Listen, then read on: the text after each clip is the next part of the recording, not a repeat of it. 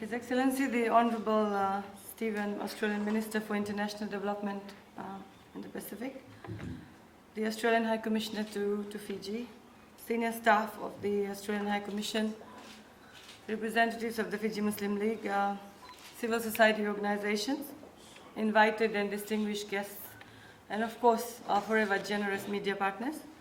Assalamu alaikum, Nisambula Vinaka, and a very, very good morning to you all. Much has been said, ladies and gentlemen, but please allow me to share a short brief with you. Firstly, I warmly welcome the Honourable Minister to our shores once again, and I trust, Honourable Minister, that you will enjoy your very short stay here in Fiji. And of course, it's a pleasure to be with you here for the launch of the Fiji Women's Fund. And this is indeed a moment for women CSOs to celebrate. And it's indeed a very, very happy occasion, as together we will be able to take the greatest challenges of fighting for gender equality forward in the near future. Ladies and gentlemen, I'm more excited, probably more excited, because we've just finished up with a very, very successful National Women's Expo, which was also one of our initiatives to bring about the socio-economic empowerment of Fijian women. And of course, the Fiji Women's Fund launched today is again an icing on the cake for the Fijian women. And as a minister responsible for Ministry of Women, Children and Poverty Alleviation, I wholeheartedly thank the Australian government for their generosity in and their contributions towards this launch. Fiji is indeed grateful for the support towards women empowerment, and to all these women's organizations who are being part of this launch today. I must applaud and commend you for the work that you have done so far. I know you do a lot of work at the grassroots levels, communities that we are not able to reach as a government, and so you are commended for your commitment, dedication and drive to assisting the ministry and complementing the work of our ministry. And I'm sure you all will welcome the fund, because a lot of CSOs that work with the grassroots, are not given that support in terms of, as mentioned, resources and structures and stuff. So this fund is definitely going to assist you and push you to work harder for the communities that you represent at the grassroots level. And I'm sure that the launch today will assist the ongoing fundings and services provided by your organizations in a very fiscal environment where getting the maximum benefit from each dollar that is invested in you is vital. The Fiji Women's Fund, of course, as you've heard, is a commitment by the Australian government to support women empowerment and grassroots women's group in the advancement of gender equality and women's rights. And it is also useful for us to realize that the key aim of the fund is to increase access to funding support to CSOs and other women's groups that would have been disadvantaged in the past.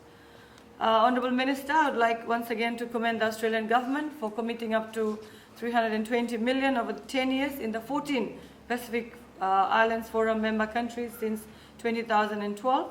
And the launch today, of course, will follow research that will be undertaken to hear from all relevant sectors and groups for the actual design of this Fiji Women's Fund, for its governance and management, for effectiveness and transparency. And my ministry, and especially I, look forward to being a key part of this dialogue and design. Just for your information, we are working very closely with the Fiji Police Force and other government agencies, and of course with the NGOs and CSO organizations, with the private sector, with faith-based organizations, and with the support of development and donor partners such as yours, to denounce gender-based violence, to address the root determinants of the rising levels of domestic violence as reported in Fiji. And we are also working very closely with like-minded partner agencies to search for solutions to change the mindset that promotes barriers and constraints for women, resulting in a reduced status. Of course, the Fijian government is very much committed to educating the community on the destructive cultural interpretations of patriarchy in our homes, our social interactions in our workplaces that seek to promote inequalities for Fijian women and girls. I believe the Fiji Women's Fund will improve the playing field for gender equality and women's rights. This synergy with the efforts by the Fijian government in two critical areas will definitely make a big difference in the near future. As mentioned, we are not alone. Fiji is not alone in this world challenge of addressing gender equality. Gender equality should be seen as a global issue, and I believe no country, rich or poor, or of any religious or cultural demographic is immune to it.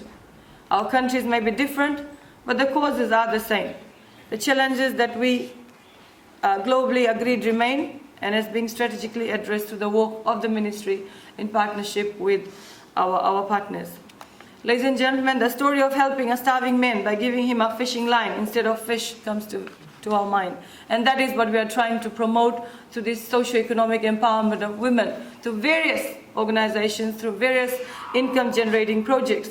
Because we believe that once a woman is economically, socially empowered, she has the power to change her family, her community, and of course the nation as a whole. So that is the direction that we in Fiji are taking to ensure that we equip women to make a difference to not only her own livelihoods, but to those around her. We also believe that given the exposure to services and capacity building, training opportunities we provide contributes very much to sustainable economic empowerment of women, especially from rural and maritime communities. And under the thematic area of women in law, with the National Gender Policy, we have represented meetings. The last one was in March this year, where we represented the country at the 59th Commission on the Status of Women. And from the discussions that emanated from the women leaders, we found out that we are not alone in this world. We are not alone in this world fighting for gender equality for our women. And we at the Ministry of Women and Children look forward to strengthen collaborations to promoting gender equalities and ending violence against women and children, and also to the advancement of women's rights and promotion of socio-economic empowerment. The big picture, ladies and gentlemen, is to lay the foundation and remove the barriers that have stopped women taking their rightful place and having the freedom to contribute to development and prosperity for our country. This is the time when the women of our country can look forward to leading their lives free of violence. It is a time when women can enjoy the human rights that they have previously been denied, and together with your partnership, we will continue to move in that direction. Moving forward, I feel that the Ministry and partner agencies and donors need to be in communication through a donor coordination platform. Such avenues will alleviate duplication of resource mobilization and will ensure that resources provided are shared in an equitable manner to produce the desired outcome that we all are working forward to. Such coordination will be of great value to evaluate the advancement of gender equality and women's rights in Fiji. And the discussion I had with the Honourable Minister before we arrived here, we were looking at strategies that are in place to promote the work that we are doing, and we also discussed how we can share best practices that work for both the countries, and I'm sure we can work for more consultation in that regard. And ladies and gentlemen, I do understand while you work within your own women's organization, you do face challenges.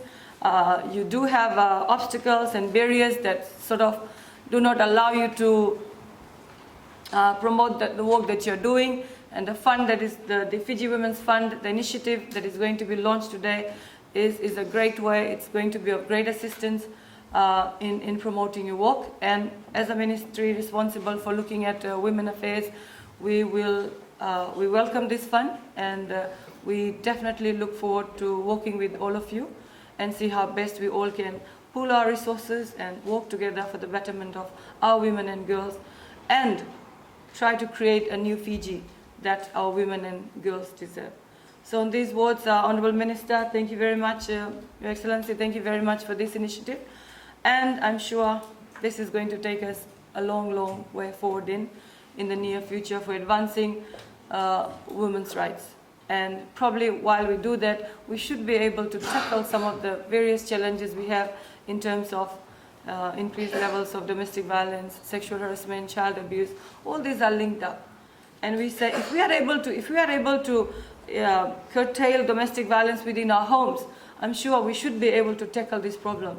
The sad fact is that the home where there should be love, care, compassion, where we need to create an environment devoid of violence, is the very place that we see violence beginning. So we are looking forward to targeting homes and families to change mindsets before we can move on to the greater community space to changing mindsets. And I think it's also important that we target our children, who are going to be the future of this generation, to ensure that they do not imitate values of this violence that they see in the home. Because if we believe violence begets violence, if children are exposed to violent environment, if children are exposed to violent communities, of course they will grow up with that thinking that that is the right behavior. So these are some of the things, simple things that we can encourage our families, our parents, our elders, our caregivers, to ensure that they do not promote violence or any form of inequality. As mentioned, a boy was adopted, but the girl was left behind. That is a clear sign of inequality. And we cannot deny the fact that that is still happening within.